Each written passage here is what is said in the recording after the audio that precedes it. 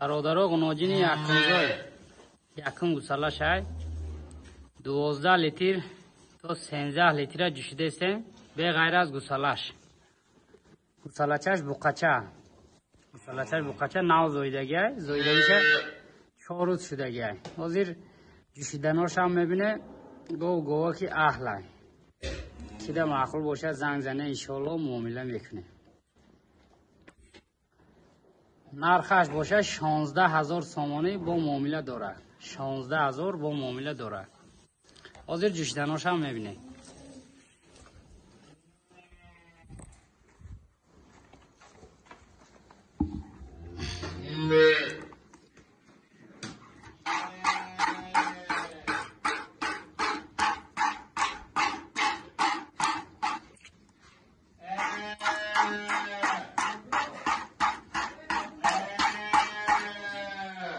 این جوشیدناش برادرها 100% هم میشه نمیجمونه وقتی جوشیدن ده.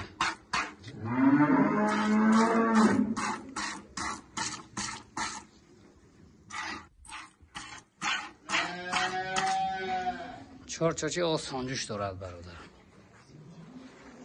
حاضر ای قفاهای سینش هم تماشا کنید. نه این سینش برادرها گناجین یکم گسالش نو زویدگی گسالچه بقچه زویدگی. گناجین خوش رو تماشا کنید. 12 لیتر شیری ناز داره. 10 لیتر ده گارانتی میتیم به غیر از گسالش.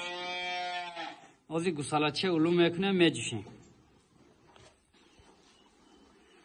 گسالچه علوم کرده میجوشیم. جوشیدناش هم میبینه یک گودک میجوشه.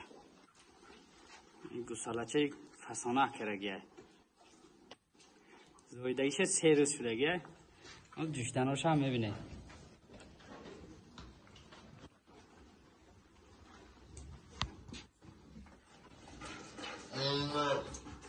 یک گودک میجوشه.